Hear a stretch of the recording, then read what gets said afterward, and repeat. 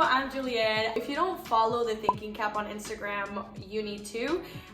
They're an amazing organization. They did not ask me to do this plug, but of course I'm gonna do it. Look at this merch. And they just dropped new merch, so if you want their merch, get it now, because like, you need it. So yeah, the Thinking Cap, thanks so much for this amazing, they are not sponsoring me at all. Like, I sound like an influencer. No, you should get their merch because it's a great organization with a great cause, with love in our minds. So it's mental health and all these amazing things that we need to talk about. So get your merch now. Can you guys believe I moved a month ago today? Like, not as I'm filming this video, when I post this video, it's a month. It is right now 2 days before a month. I cannot believe that it's already been a month and that we're also like low-key almost a month into 2022. Like, what is going on? So if you guys watch my traveling video, which I'll link somewhere here above, spoiler alert, it was one of the worst days. Like, genuinely, I mean, it was a fun adventure, but it was so stressful. I was so tired. I had my first day of work the day after, and I went to bed at like 3 in the morning, woke up at like 8 to then be at work at 9. It was just kind of a mess, and life has just happened really fast since I moved. But that day was crazy. Our flights got delayed, our luggage got sent to the wrong airport, we had to go pick it up, we missed our flight, it was just really crazy. And then we got to the apartment and the key didn't work for the front gate, so we couldn't get in. We were locked outside in like 30-degree weather with a lot of wind. We weren't like dressed appropriately for the weather, so we finally got in the building, and then I didn't have electricity. It was just a really weird, hard day, to be super honest with you. But obviously I am finally more settled. But I wanted to talk about like some of the transition stuff that I experienced, starting with how has it been like moving out of my parents' house, moving out on my own. Not only moving out of my house, but moving out of state was really hard. Like, the first 2 weeks I was so homesick. Transition is really hard, regardless it's a good transition or a bad transition. Like, change for me is hard, and adapting to new things is hard, it's difficult. Some of the good things that have come from like not living at home with my parents is like there's so much more intentionality in conversation when I do talk to my family members, or when I do talk to anyone back at home. There's just like, it's intentional, it's on purpose. So there's a lot of good that comes with distance, but there's obviously a lot of hard stuff that comes with distance. Yeah, moving out of my parents' house was really hard, but I do love my apartment. It feels like home here. So now, talking about like church and all that stuff, I'm so blessed to have like a home church already. I mean, I had the church before I even moved. I knew I was gonna be there, but I am officially like the music director of the church, which is super exciting. It's a gift, it's an honor. It's literally, God is the only explanation. God did that. It has been challenging though.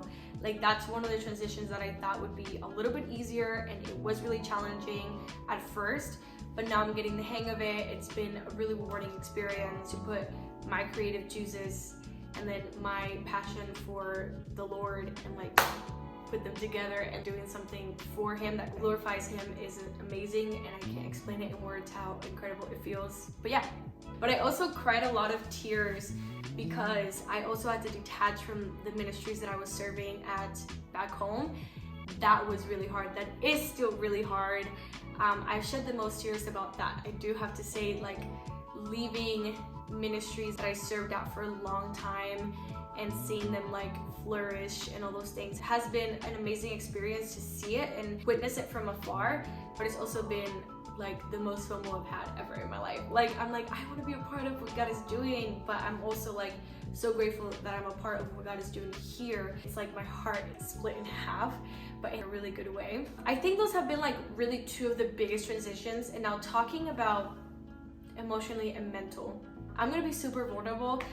Honestly, it took a toll on me mentally. I didn't understand why. I felt like I was lost. I never doubted that God called me here. That was never a doubt. I was like, I don't know if I can genuinely just wait, because everyone's like, oh yeah, that always happens like the first month or like the first 3 months, you're like gonna be homesick and whatever.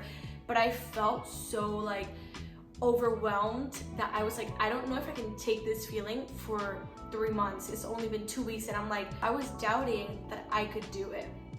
I was never doubting that God called me. I knew that God called me. I have an incredible job. The first 2 weeks though were super hard, I'm not gonna lie. Adjusting from never working like a full-time job to working like a 9 to 5 was so hard, but now God has opened doors for me to do creative stuff within my job. I love my coworkers, I love the environment at my job, but the first 2 weeks I was like, can I do this? Like, do I like my job? Like, I don't know. All I was doing every day was just trying to get by and just trying to like figure it out day by day, and that's the best that I could do. But I think the one thing that I did do wrong was have an unrealistic expectation that things would be easier just because I'm in the call of God. Because when I was home, I was still in the call of God. I was doing what He was telling me to do in Orlando, but for some reason this just seemed like an extravagant move, and God's like, I'm gonna be with you and I'm gonna give you a favor and I'm gonna provide for you, but you still have to work for it. It might not be everything that you imagined it to be, but it's gonna be everything that I want it to be, and I promise that I have your back in this. And so once I understood that, everything changed. He has just shifted my perspective because I've been praying differently. I have moments of feeling super hopeless and super sad, but my days most of the time are filled with really, really amazing moments of like happiness and peace and joy. Oh, I forgot to mention, I am so proud of myself. I have been cooking every single day, and it's actually tasted good. It's one of my favorite times of the day is calling my mom and having her like walk me through recipes. It's like our bonding time. That's been the first month. It's just been all about taking it a day at a time, trusting the Lord with everything, and allowing myself to experience every single thing. Like, I'm not trying to always be happy. I'm not trying to always be sad. I'm just like, okay, right now this is how I feel, and I'm gonna handle it the best way that I can, and I'm gonna be really proud of myself. Yeah, that's the month. That's month 1. I don't know if this video is gonna be good or bad. I hope you guys liked it. Give this video a thumbs up,